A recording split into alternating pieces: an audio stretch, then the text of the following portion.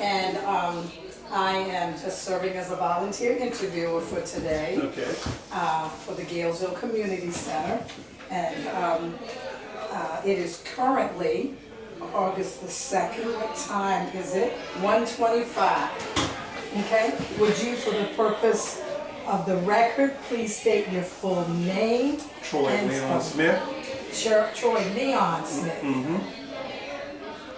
Okay. And then Mr. Troy Leon Smith. Let's see. Where are we going to start? Would you just spell your name for me, please? That's Troy, T-R-O-Y, Leon, L-E-O-N, Smith, S-M-I-T-H. Okay. And the year you were born? 1965. September 21st, 1965. September 21st, 1965. And that makes you how old? 48. Okay. A youngster in the group. Yeah. September 21st, 1965. Okay. I'm going to try. Tell me, did you or your family member ever live in Galesville? Yes. And when and what years? All our lives in Galesville. First house on the left. Oh. That was my granddad's house. And what was his name? His name was Howard Selman, but everybody would know him by Shing. Shane? S-H-I-N-G. Oh, okay. It's your granddad. Did he play for the Hot Sox? I don't think he did. Oh, no. okay. So, and so you still live here right now, right? Actually, no, I live in Bowie. Oh, in Bowie. Okay, so back in the heyday, the Galesville Hot Sox drew hundreds of fans to these lively baseball games on Sunday afternoon. Did you or people you know have a connection to the team? And obviously, because you're here. Yes.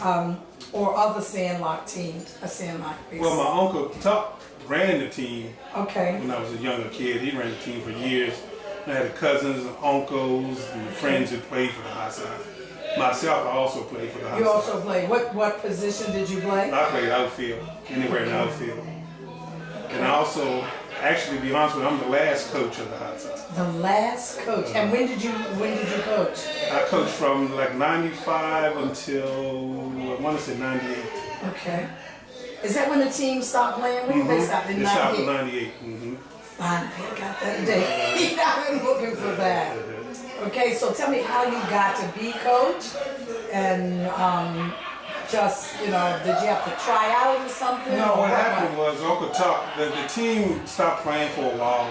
Then Uncle Tuck, he started the team up again. Okay. And I just was used to help him all the time. And then one thing led to another.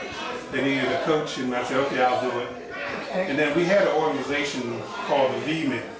The V-Men? Which is a Galesville organization. Oh, okay. And what we did, we combined the V-Men with the Hot Sox, and we ran the whole organization. Oh, okay. So the V really stands for Galesville, for the Ville? Okay, and when did that start? Was that around? That started in like around the same time. Same time? Okay. And so as you did that and you were coach, tell me something about your experience coaching from 95 to 98. Well, it was just, the thing about the Hot Sox, it was like one of the greatest things for Sundays, they see those guys play. And we just wanted to carry on the tradition of the Hot Sox. Okay. Because that was just like our Baltimore Orioles, that was us, the Hot Sox, and we just wanted to be a part of it. And so we decided to carry it on for as long as we could. Okay. So what does that mean, carry on? The tradition of seeing the older guys playing, to see the Larry Brogg and the Mike Selman, the Tommy Seskers, and those guys that play. And this a few minutes ago, one of the other guys, Ernie, he's a pitcher, he's here today too. Okay. Just to see those guys play, and we just want to emulate those were our heroes at that time. So we just wanted to carry on the tradition of the Hot Sox. I love it. You said, was it Mike Selden? Mike Selman. He's here. I did see that. Yeah. Which is also my cousin too. So.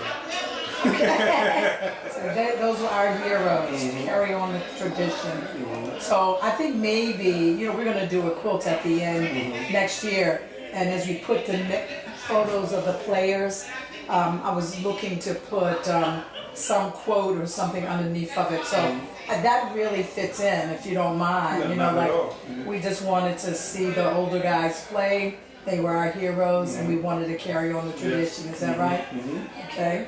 So you played outfield. Tell me some memorable plays that you had, or a game that really stands out in your mind. Well, the biggest games of the year that we played were usually against Tracy's or Owens, and we always just played very well against those teams. So that's when you would see hundreds of people coming here to that day just to play. We just was baseball players. I mean, this was something we did on Sundays. We played baseball. Okay. So you said Tracy's and the Owens? Yeah, Owens. Like TRAC? EYS. EYS, okay. Tracy Twins and the Owens Eagles, I think they were. Owens Eagles. And where were they? Were they in this area? Well, they're down. Tracy's is right down here, lower us, and Owens is down in Calvert County.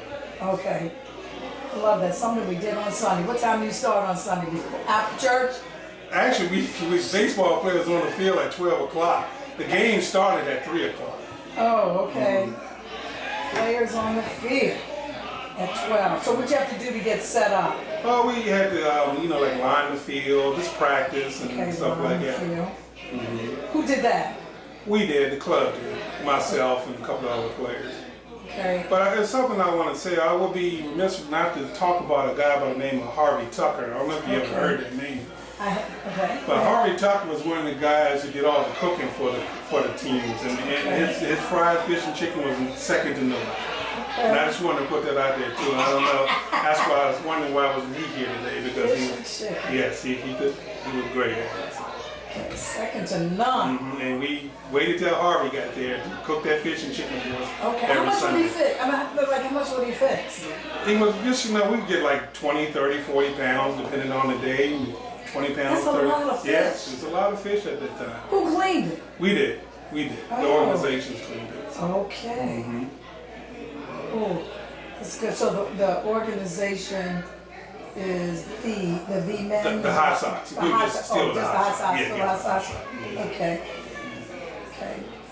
So, how did the crowd respond to all this food? Oh, they loved it. You can go as far as Annapolis and beyond, and they'll tell you it's nothing like coming down there on Sundays. Is that right? Getting that hot fish and chicken from Galesville. It was one of the best things there was.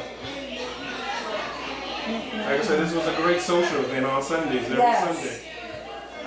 So when you say it's a great social event, the people meet like loved ones and... Oh, everything. I'm quite sure there were boyfriend, girlfriends met here, families.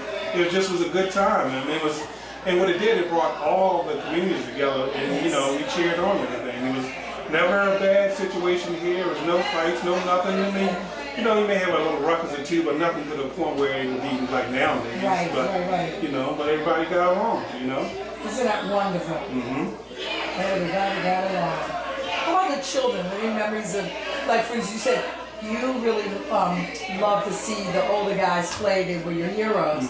So you're much younger. You were much younger. How were there any younger kids who looked up to you? Well, right now I'm the president of an organization, so I have hundreds of kids there that I take care of now, and so I'm kind of a role model to them. I would hope so. I try to lead a perfect example for them.